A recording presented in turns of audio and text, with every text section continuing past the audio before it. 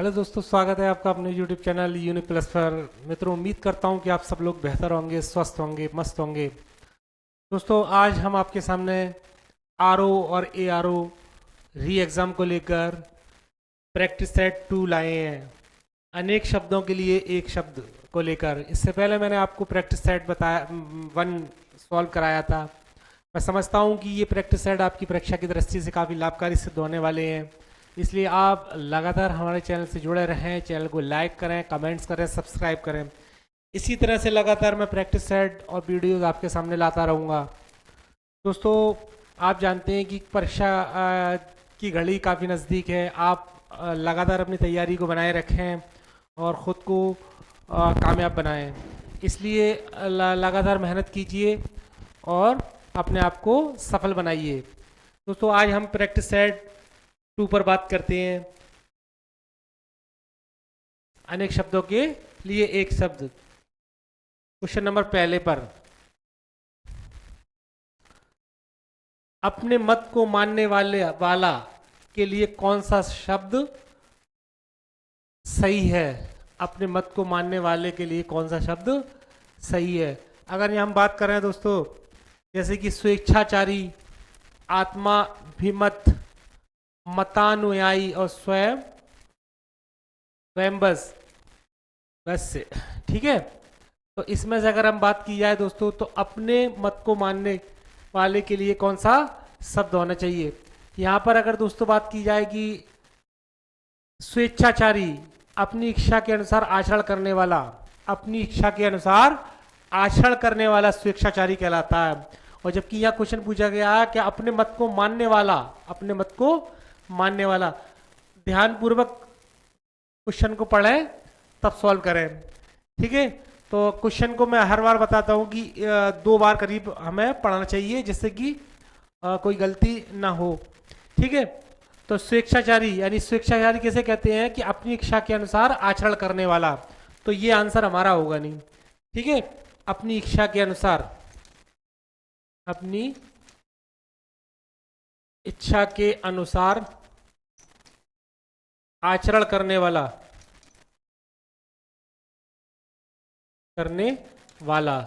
ये स्वेच्छाचारी कहलाता है, ठीक है।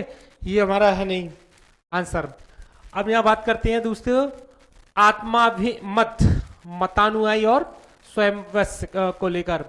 अगर यहां हम बात करें दोस्तों, जैसे कि अपने वश में रहने वाला, अपने वश में रहने वाला स्वयं वश कहलाता है। ये अपने वश में रहने वाला, ठीक है, ये कहलाता है। अगर यहाँ हम बात करते हैं मत के अनुसार चलने वाला, मत के अनुसार चलने वाला, तो वो मतानुयायी कहलाता है। मत के अनुसार चलने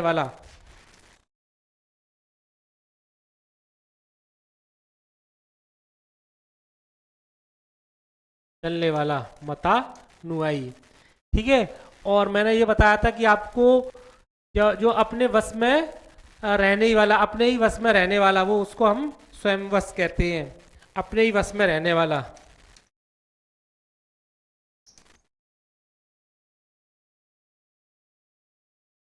रहने वाला।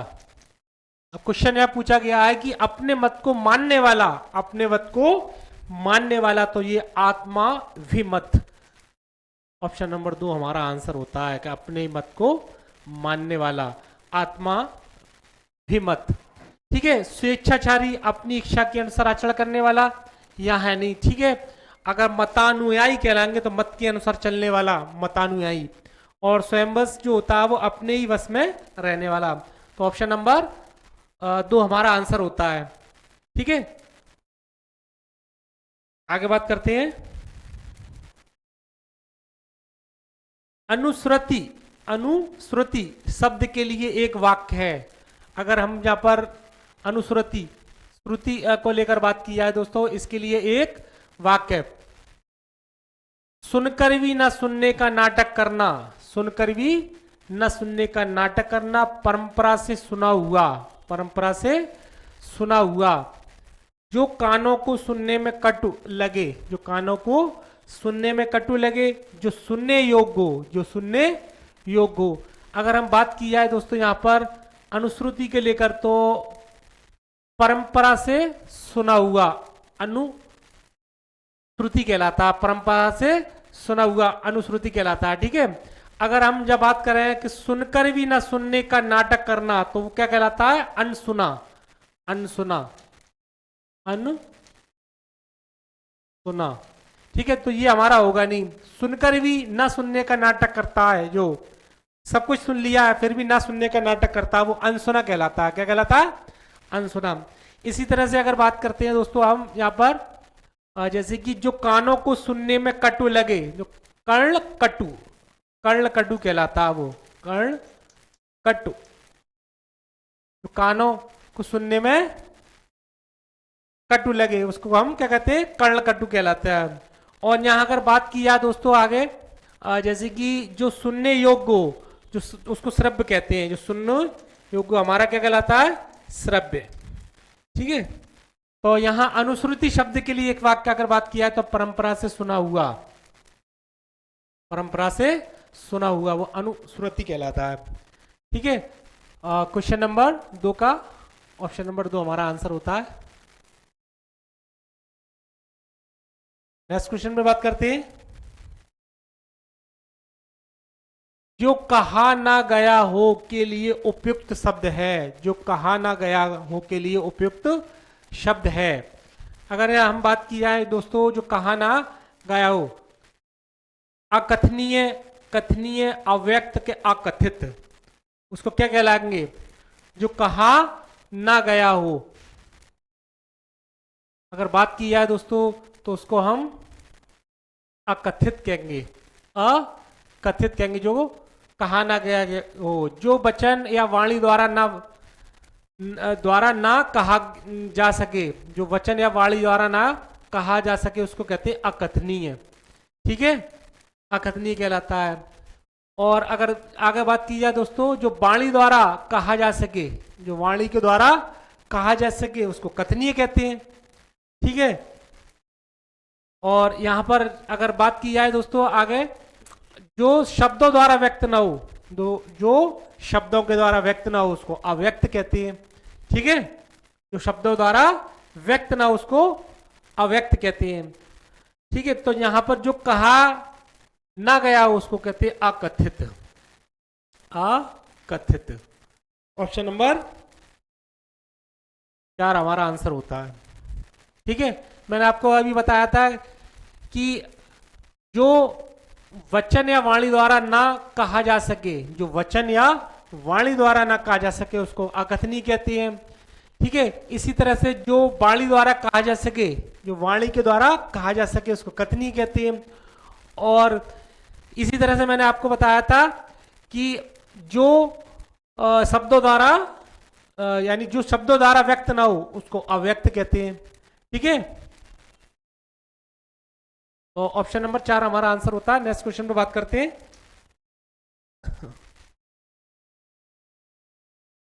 जो देखने के योग्य हो उसके लिए कौन सा शब्द सही है? जो देखने के योग्य हो उसके लिए कौन सा शब्द सही है? दर्शनीय, प्रियदर्शी, समदर्शी के सर्वप्रिय। क्वेश्चन को दोस्तों काफी ध्यानपूर्वक सुनिएगा और पढ़िएगा। बहुत से क्वेश्चन ऐसे होते हैं कि हमने अगर नहीं भी पढ़े हैं, आप उसको 2-3 बार ध्यानपूर्वक पढ़ लें तो आंसर उसका निकल आता है। ठीक है, तो देखने के योग्य हो, देखने के योग्य हो उसको देखो प्रियदर्शी, ये कैसे कहलाएगा? प्रियदर्शी ऐसा कुछ नहीं है। समदर्शी ये भी नहीं कहलाएगा। सर्वप्रिय ये भी नहीं होगा। ठीक है, तो दर्शनीय, दर्शनीय जो देखने के योग्य हो। ठीक है, जो देखने में प्रिय लगे वो हमारा प्रियदर्शी कहलाता है। ठीक है, और समान रूप से देखने वाला वो समदर्शी कहलाता है। और सर्वप्रिय आप जानते हो, सब में प्रिय, वो सर्वप्रिय कहलाता है। सभी को प्रिय लगे वो सर्वप्रिय कहलाता है। तो जो देखने में योग्य लगे उसको हम दर्शनीय कहते हैं। ठीक है, नेक्स्ट क्वेश्चन पर बात करते हैं।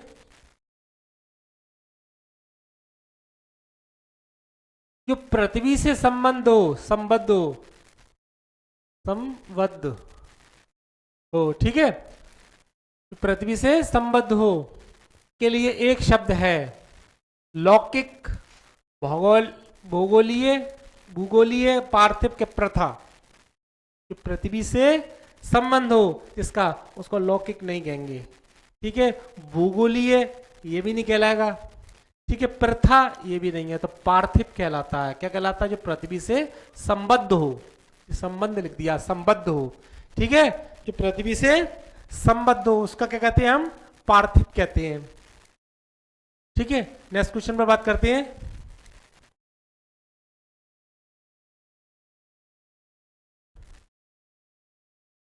बढ़ा चढ़ाकर कहना के लिए एक शब्द है। बढ़ा चढ़ाकर कहने के लिए एक शब्द है। अतिवादी, अतिशय, अत्यंत, अतिशयोक्ति। अतिवादी ये नहीं होगा। ठीक है, बढ़ा चढ़ाकर कहना किसी बात को।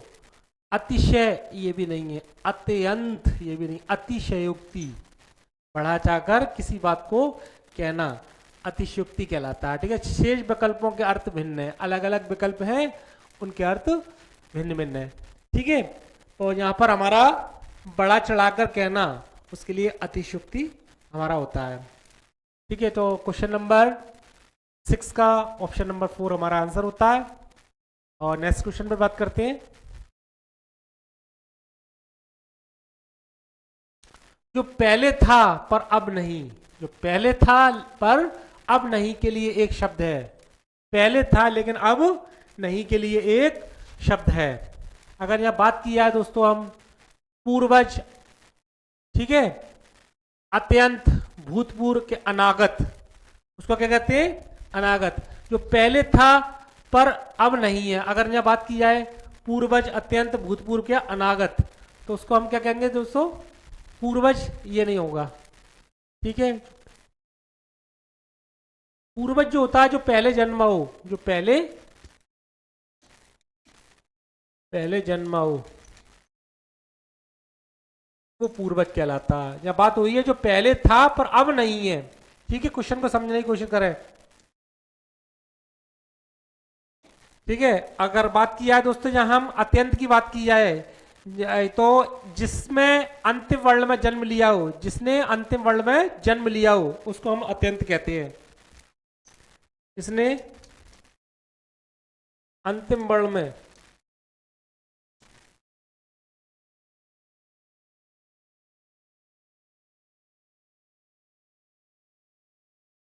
लिया हो, उसका क्या कहते हैं? अंत्यज कहते हैं, जिसका अंतिम वर्ण में जन्म लिया हो। ठीक है, अंत्यज कहलाता है। तो यहां हमारा दोस्तों क्या होगा?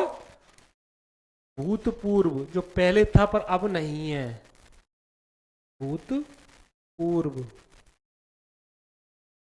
क्वेश्चन नंबर 7 का ऑप्शन नंबर 3 आंसर होता है। ठीक है, आगे बात करते हैं दोस्तों क्वेश्चन नंबर 8 में। जो कठिनाई से मिलता है के लिए एक शब्द है। जो कठिनाई से मिलता है के लिए एक शब्द है। अगर दोस्तों यह बात की जाए दुर्लभ, अलभ्य, अप्राप्य, अनुलब्ध, कठिनाई से मिलना किसी चीज में, तो वो क्या कहलाता है दोस्तों? हमारा दुर्लभ। क्या कहलाता है? दुर्लभ। जिससे प्राप्त ना, जो जिससे लाभ ना प्राप्त हो, जिससे लाभ ना प्राप्त हो, उसको अलभ्य कहते हैं। जिससे लाभ न प्राप्त हो, जिससे लाभ ना प्राप्त हो, उसको हम क्या कहते हैं? अलभ्य कहते हैं। ठीक है, तो जो कठिनाई से मिलता है उसको हम क्या कहते हैं? दुर्लभ। ठीक है, और जिसे प्राप्त ना किया जा सके उसे अप्राप्त कहते हैं। जिसे प्राप्त ना किया जा सके,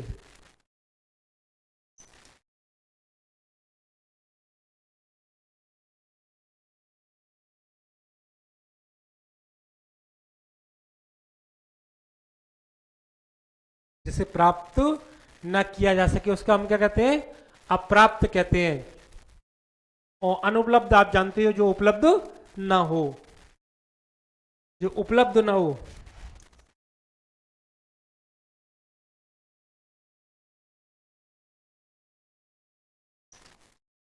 उसको हम कहते हैं अनुपलब्ध। जो कठिनाई से मिलता हो उसको दुर्लभ कहते हैं, दुर्लभ जो कठिनाई से मिलता हो। नेक्स्ट क्वेश्चन पे बात करते हैं दोस्तों।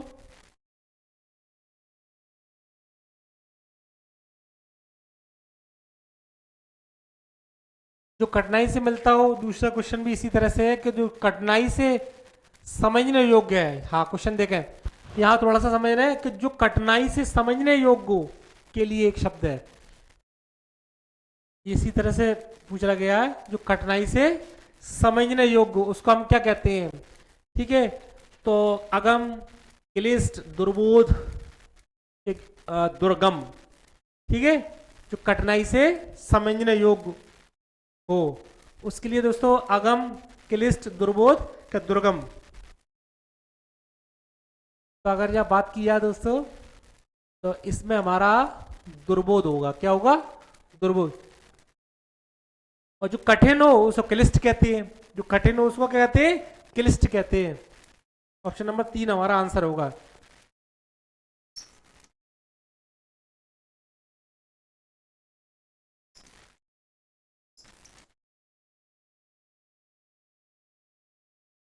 क्लिष्ट कहते हैं। ठीक है,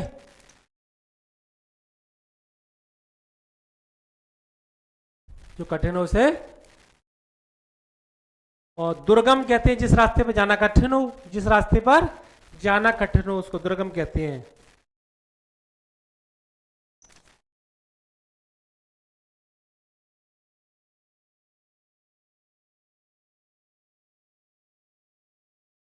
वो हमारा क्या कहलाता? दुर्गम कहलाता। जिस रास्ते पर जाना कठिन हो वो हमारा दुर्गम कहलाता है।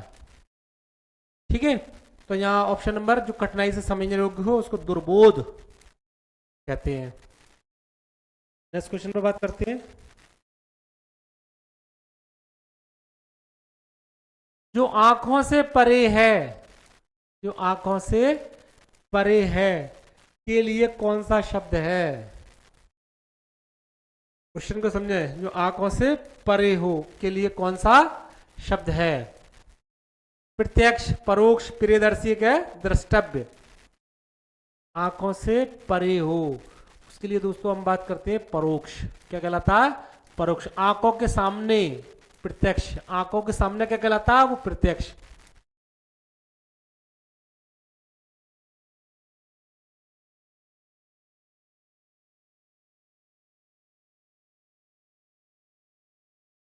ठीक है, आंखों के सामने हमारा क्या कहलाता है? प्रत्यक्ष। और जो देखने में प्रिय लगे, ये अभी बताया था, जो देखने में प्रिय लगे उसको प्रियदर्शी कहलाते हैं।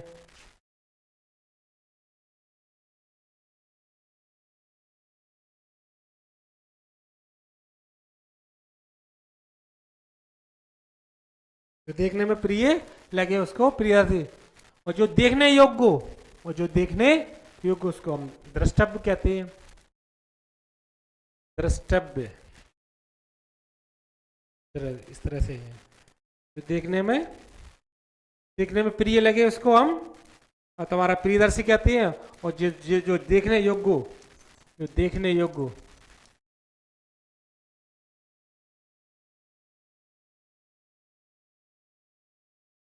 उसको हम क्या कहते हैं? द्रष्टव्य कहते हैं।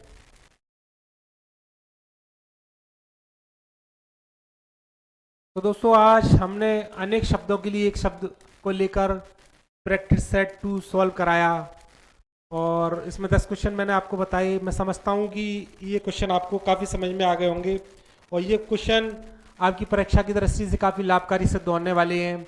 इसलिए आप लगातार हमारे चैनल से जुड़े रहें। चैनल को लाइक करें, कमेंट्स करें, सब्सक्राइब करें। इसी तरह से मैं लगातार आपके सामने प्रैक्टिस सेट और वीडियो लाता रहूँगा।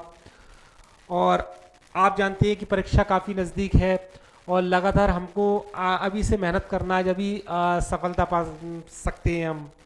ठीक है, और सफलता, कोई भी सफलता मेहनत मांगती है। इसलिए आप लगातार मेहनत करते रहें और ख़ुद को सफल बनाएं।